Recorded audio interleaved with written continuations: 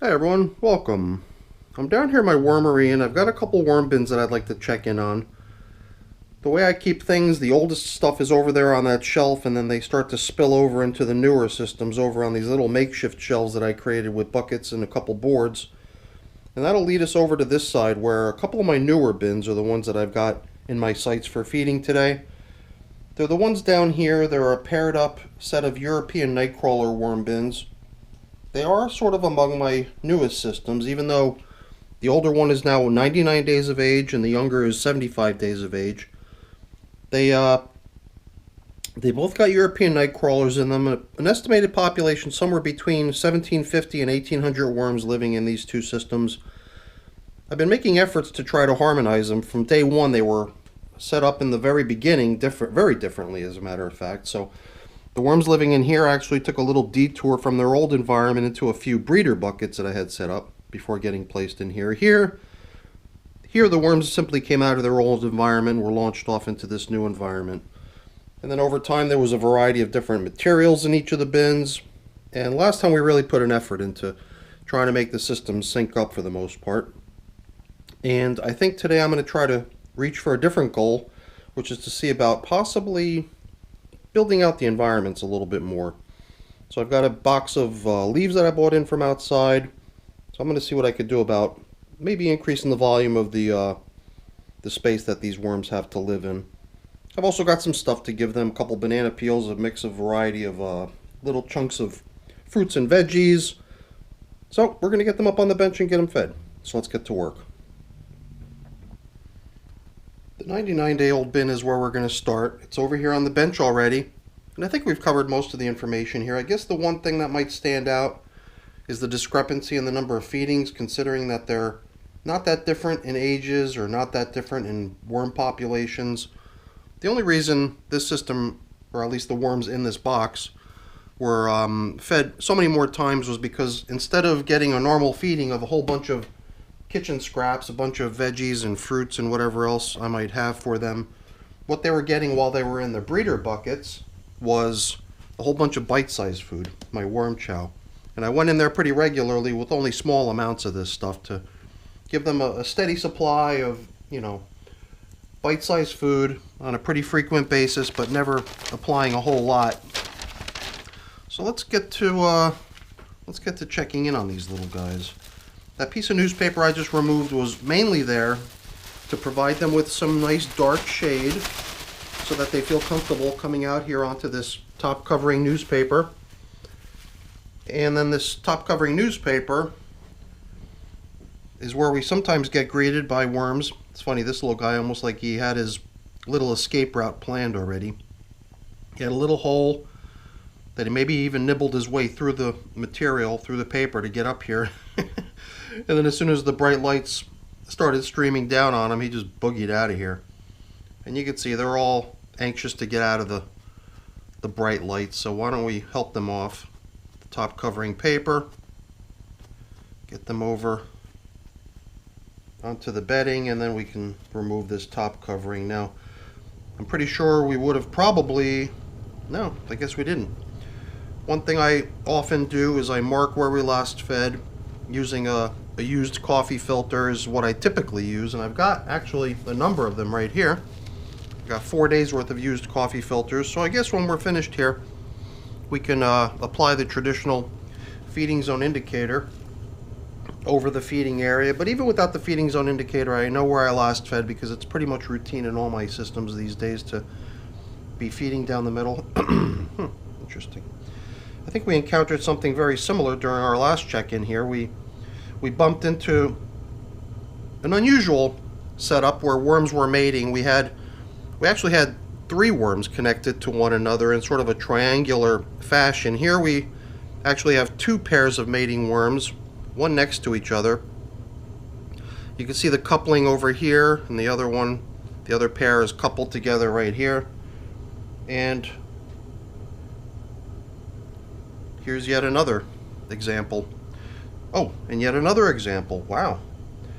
So, I don't know, maybe maybe we set the mood in the breeder buckets, and maybe the worms are just sort of in that mood still, even though they've been living in here for the past I don't know, 74 days? Something like that. I don't know. They spent 28 days in the breeder buckets, and now the count actually started when they went in there, and they're 99 days along now, so it's probably more like 60 or something like that. So it's always a good thing to see, but it's a little bit unusual actually for me to see that much breeding activity going on. And I don't know, for whatever reason, I just got that sort of vibe when I watched the video last time that this system didn't really have all that much material in it, which was why I thought it'd be nice to build it out. And it does seem to me like we've got room here. I didn't want to approach it as it was like, you know, mission critical and do or die. Figured I would definitely come in here with sort of an aim to confirm that that is in fact what I want to do, and I believe we are going to do just that because there does seem to be space enough to pull it off. So the feeding area down here, man, there's lots of worms in there.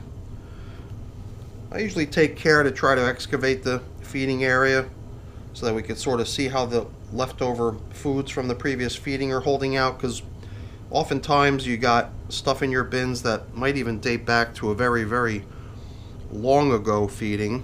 You know, I would say this piece of vegetable material here, probably a few months old at this point, at least a couple months old.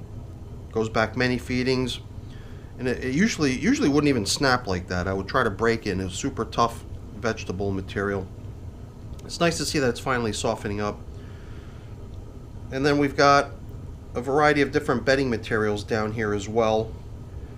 We had taken top covering newspapers, and we figured they were so worn already it was time to just include them as part of the bedding down in the feeding area. We had top covering cardboards of various types in each system, which also got recycled to become bedding underneath the feeding areas. And that's the reason we had a nice, fairly fresh piece of newspaper draped out over the top as the top covering, because it was just replaced last time. So here again, I'm just encountering bits of veggie, maybe another piece of that same type of veggie I snapped in half earlier. This is the stem of a banana peel. Here we have just more bedding type stuff. And I usually attempt to, you know, sort of delaminate the bedding materials from one another if they're just matted up against one another or folded over on itself the way you see some stuff. Just because when it's folded over that way, it feels like the obscured surfaces just don't really have much of a chance at getting much worm attention if they're obscured. So it just feels to me like it's probably a good idea to try to reveal all the surfaces of the materials that I put in here for composting to worm activity if possible. But we certainly don't have to spend a great deal of time doing that. Yeah, you know, I mean, there is a good bit of nice bedding material down here in this feeding area. Oh, and it looks like we've even got some experimental objects in here, like the stem of a pumpkin. Pretty good size object that the worms are certainly not bashful about hanging out on. So I don't know if they are on there because maybe some other more delicious chunk of food ended up on top of it, and that's why they're all over it. Here's another piece of pumpkin stem that they really seem very interested in. So sometimes I'm not certain if it's really the pumpkin stem itself that they're going after, or maybe just some juices of some other foods that were placed in here might be, you know, drenching it, making it into an interesting item. Although the consistency of them always seeming to be all over the pumpkin stems does seem like a pretty telling clue that they probably do like pumpkin stem. Another banana stem. Many worms in here. So yeah, I think the estimate of approximately 1750 to 1800 worms in each of these bins is probably pretty close to being accurate. Although, you know, since this system was the breeders, and we do see a lot of breeding activity in this system pretty frequently, there always does exist that possibility that the numbers of worms in these bins has increased, or at least in this one. Maybe on all of them, it's hard to say really. Alright, I really feel like I've excavated a pretty huge amount of bedding out of the feeding area. It almost feels to me like maybe I'm not even sure I want to add more. But, you know, you can never go wrong, I guess, by adding more bedding to your worm bins. So even when I feel like I'm about to talk myself out of it, I usually try to push ahead and say, you know, you came down here with the intention of adding more bedding, increasing their space to hang out in. Why don't you just follow through, and you know you'll not regret it. Man, it seems like it took a lot of effort to open up a hole into which we can place today's feeding. You know, why don't we give these little guys a little chance to retreat down into the bedding, let them get out of the bright lights, and then we'll proceed with setting up their feeding zone.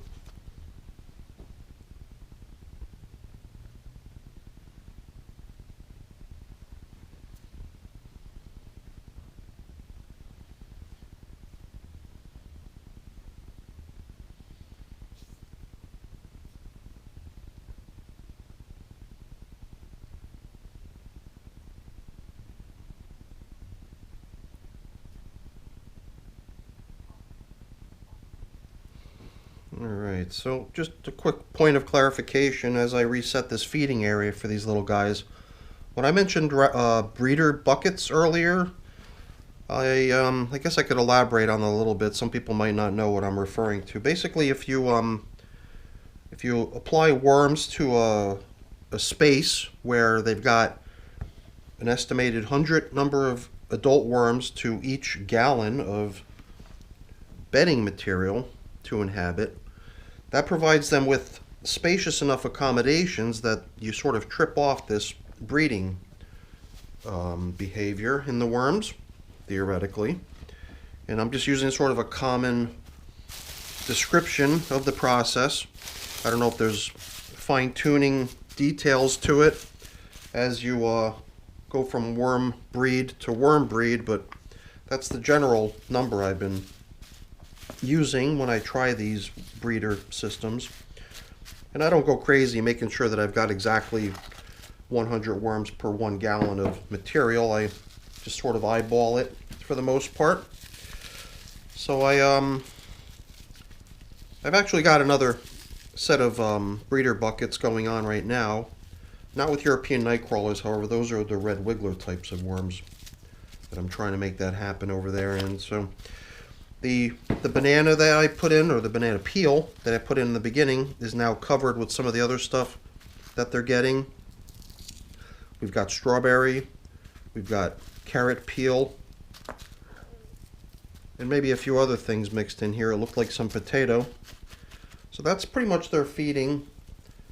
And I thought that, you know, the dry leafy material that we put in beneath it and that I'm now placing on top of it would also serve as a little bit of an insulating layer so that they don't need to be exposed directly to all that freezing cold stuff. I do freeze the things that I put into my worm bins, because you know how stuff gets when you freeze it and then it thaws. It gets really mushy, and that's kind of what I'm after. So the worm chow was what I just placed in here, but this stuff looks like worm chow too, but it's not worm chow, it's pulverized eggshell. Some people use sand or pulverized rock dust or any other sort of, you know, minuscule tiny material as the grit in their worm bins. I usually use pulverized eggshell as the grit in my worm bins. So I knew I'd be coming back with a bunch of food items covered in worms. That's why I thought if I laid down a little insulating layer, then we'd be saving all these little wormies from the shock of being placed onto some frozen food items. As much as they probably would appreciate the food itself, the fact that it's still frozen probably wouldn't make them too happy. So now I'm just bringing back all the excavated bedding materials we encountered while digging down into the feeding area, all the leftover food bits, and then we'll have a nicely reset feeding zone so these little guys can get back to work. Yeah, you know, I guess I sort of unplugged from that concept of trying to increase the volume of the material in here, because it did feel like once I excavated a hole large enough to place today's feeding into, I was already finding that I had piled stuff on both edges so close to the rim of the container that I didn't really want to go too far down that road, leaving myself with no space to do future worm bin maintenance. So while it's a good idea to include bedding as frequently as you can, perhaps even in greater amounts than the food you're giving them, and there's also, sometimes very big benefits to going big on the bedding when possible. I also didn't want to shoot myself in the foot, so I sort of, went to a more moderate application of the bedding here today. I'll tell you, the feeding that they got last time was some dry coconut and then some little sort of raisin-like vegetables. There again, a somewhat dry feeding. You might have even seen some of these little brown discs. They were just some chopped up avocado seed. Those were the things they were fed last time. None of those items would have brought much moisture into the system, but I'm glad to see that the moisture level in this system is really nice everywhere. And here and there I'm just sort of unearthing little scraps of food and stuff, so I'm just going to see about trying to get that stuff sort of semi-submerged. I guess with the top covering newspaper, top covering plastic, I don't feel like I'm just leaving all kinds of food out on the surface to serve as temptation for any sort of passerby insects. Not to say that my basement here has lots of insects in it, but here and there you get a sneaky little gnat or fruit fly that came out of nowhere. I don't know where, because it's winter time. But still, I do attempt to keep an eye out and remain vigilant to make sure I don't get any sort of invading insects or creatures that are not considered worm bin helpers, making themselves at home in my worm bins. Before I close up here and I apply the feeding zone indicator and some other stuff, I'm bringing out my little squirt bottle, and it's not so much because I feel like I want to add moisture. It's more because the squirt bottle is loaded with a solution of mosquito dunks, which is a chemical which interferes with fruit fly life cycles. And even though I'm not seeing fruit flies, perhaps because I've been applying this stuff pretty liberally in all my systems for a few weeks now, perhaps it's because of my efforts that I'm not seeing any of what I'm worried about, which is a good thing. That's what I'm after. But I figured I whipped up a couple of gallons of this stuff, and I'm just going to keep using it until it runs out. And that brings us to the end of feeding bin number 1. I'll tell you, I think I really didn't expect to spend so much time in this bin, but it seemed like between mating worms greeting us in the very beginning, plus just mobs and mobs of worms down in the feeding area, I somehow just couldn't resist spending a little bit more time in here than I really needed to. So whatever. And I also sometimes use the feeding of the first of multiple bins as sort of my test drive of my process and just a more thorough examination of how things are. Perhaps we could pick up the pace on bin number 2. Let's get them out here and we'll feed them next.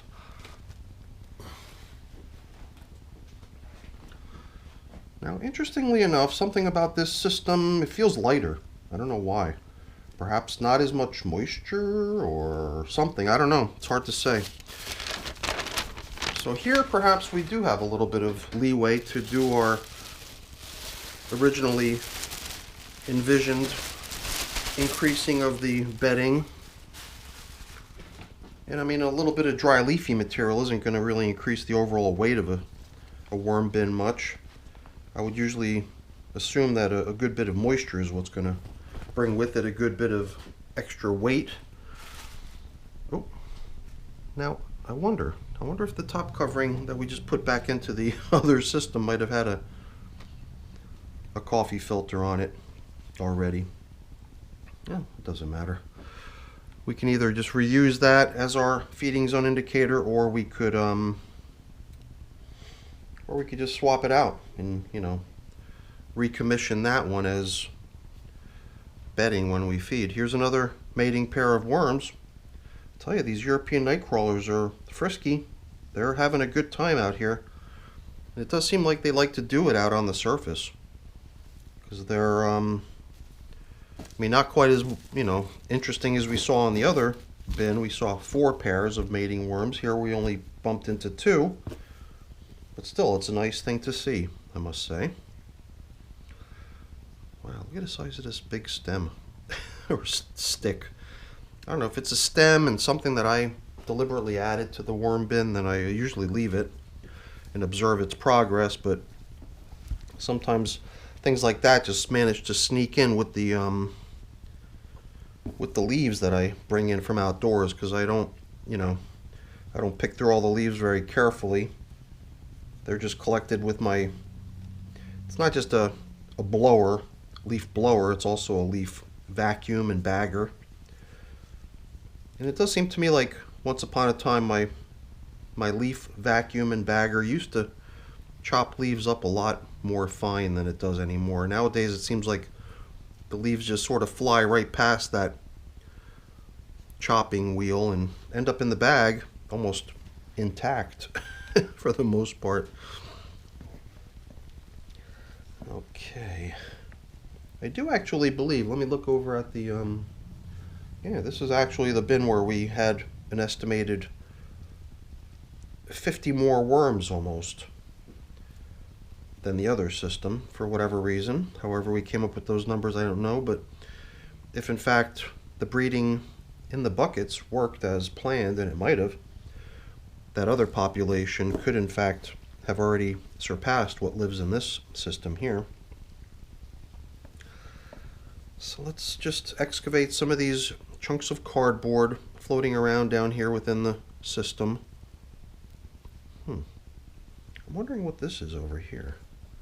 I'm seeing a lot of little specks, and I'm wondering if that's just some sort of residue from the worm chow that I've been using.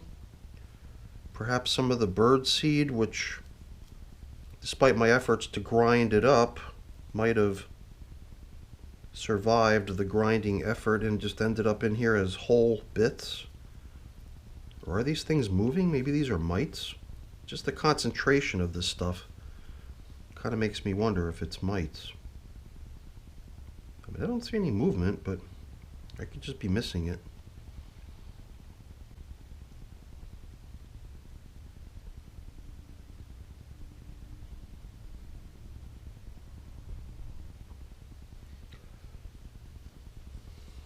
Pretty interesting. I suppose there is also that possibility that maybe just something that I fed had a lot of little tiny seeds.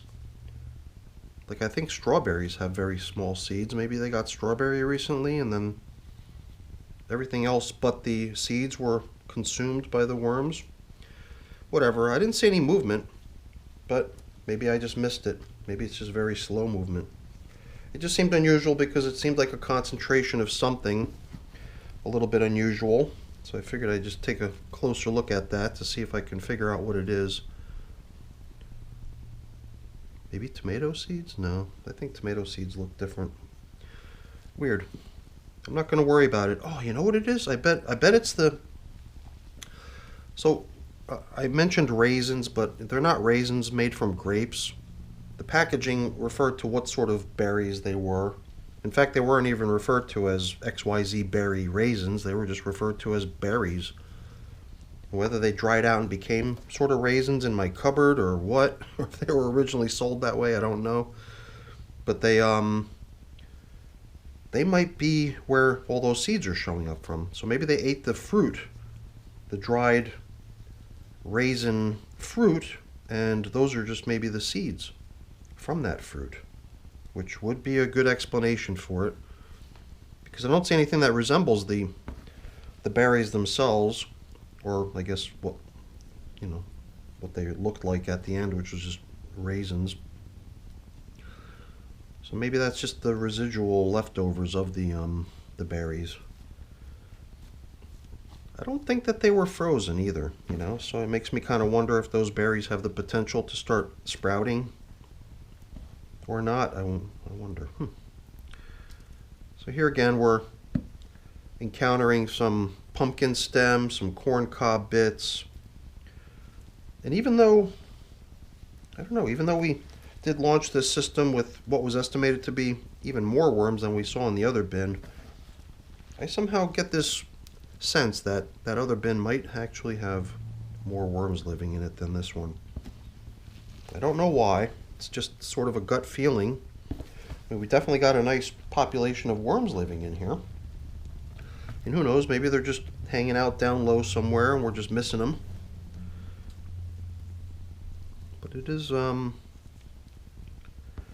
somehow seeming to me as if slightly fewer worms live in here. But it could just be an illusion or my imagination. So, I don't know. I don't know if we're going to take the time to let these little guys retreat down into their bedding. I'd like to get this feeding completed. So why don't we just proceed? I'm going to follow suit with what I did before, but it almost seems like if we can scale it up, it might help this system catch up in terms of just overall volume. As far as the weight goes, I don't know if this is going to add a whole lot of weight, because a bunch of dry leafy material certainly doesn't add a lot of weight to a system. But being generous with bedding, most worm farmers will tell you can't go wrong doing that, so let's do that. And you know, as long as we've got replacement feeding zone indicators over here on standby, let's use the existing one that's already been in the bin for at least one feeding cycle. Get it down here and use it as bedding with today's feeding. Same stuff going in here, pretty much divvied up as evenly as I could do without measuring or weighing. And here again, I don't know if I might have shortchanged them a bit, but if what I'm observing is true, then maybe there is a fewer number of worms requiring feeding in here. And I thought this was potato, but I believe it's actually pear. And here's the banana peel. And here even I've got like the outer skin of this bulb that has like a flower growing out of it. So I peeled off the outer dry layers to get it down to the nice white colored bulb. And then we'll just follow that feeding with even more bedding material. But I want to leave enough room so we can return all the old bedding, the old food, and then cover it up thoroughly enough so that we don't leave any sort of yummy foods sitting out on the surface. So now, here again, we're going to sprinkle in some of my worm chow. Sprinkle in a little bit of my crushed eggshell. And we can start returning the old food items without concern of freezing out our little worm friends. All kinds of nicely broken down bedding materials down here, cardboard, newspaper. I'm trying to return it in such a way that it's sort of crumpled up and provides worms with avenues into which they can crawl, so that, you know, none of this stuff is sort of matted down on itself or on any of the neighboring material. I'd really prefer to see worms in and out of this stuff, breaking it all down at an equal pace versus having some of it obscured from worm traffic. I know I can't be 100% perfect, and I know the worms will also take care of that to a certain point by, you know, right there's an example. I just peeled 2 layers of the cardboard apart and there's worms in between the layers. So the worms will actually crawl down into the in-between layers of stuff, even if it's kind of appearing as though there's not going to be any room for them to do so. And I think I've gotten most of the recovered foods and bedding materials down into the feeding area. At this point, I think it's good enough. We'll just start covering up the feeding area to the best of our ability. And let's do what we did before too, is just a quick aeration and inspection of the outer edges of the bin to see how things look. Yeah, once again, things look pretty nice out there. Perhaps not quite as many worms hanging out, but then again, that's not where we're feeding. Seeing all the worms hang out down where the food is is not so surprising, and not seeing so many out where there's no food is also not too surprising. So as long as I see some worms, I'm content that things are in good shape out there. And I can feel the moisture level too. Moisture level's good. I'm just, verifying that nothing's getting anaerobic, everything's aerated, everything's damp and comfortable for the worms. And usually just the presence of worms themselves is the quickest and easiest way to verify that everything's okay. If it was completely barren of any worm traffic, then, we would have to question why. And it might be because worms simply can't even be there because it's hostile to them being there. But that's not the case here. Everything in this bin seems to be in great shape. Worms everywhere. Happy, healthy, vibrant? No. Whatever the word is, they're active, I guess was the word I was sort of looking for. What the actual V word for that is, I don't know. Once again, I'm just giving the whole system a quick little spray down of the BTI mosquito dunk solution, as at this point perhaps more of a preventative measure, not as a countermeasure, because I don't see any flying insects in here. And for that matter, I haven't really seen many of them, although yesterday when I came down here into the wormery, there was one buzzing around over my head, going for the overhead light. So it does seem to me like there might still be some potential for me bumping into a little colony of them living somewhere. But I've been trying to visit all my pre-built bins, all my bedding supply, everything where, little flying insects might try to make themselves at home. I've been trying to keep everything treated with the stuff just in case that's where they're at. But I'm also starting to sense that I'm seeing far fewer than I originally saw when I felt that it was time to restore the use of the BTI to my worm bin check-ins. So it does feel like we're moving in the right directions from that point of view. All right, everyone, that's it for our check-in with our European night crawlers. Doing very good in both of these bins, I must say. So hopefully you enjoyed the video. If you did, as always, please don't forget to leave me a quick thumbs up before you go. That's always very much appreciated. And if you haven't done so already, please also consider subscribing to the channel. That's very much appreciated as well. All right, everyone, thanks for watching. Have a great day. Bye now.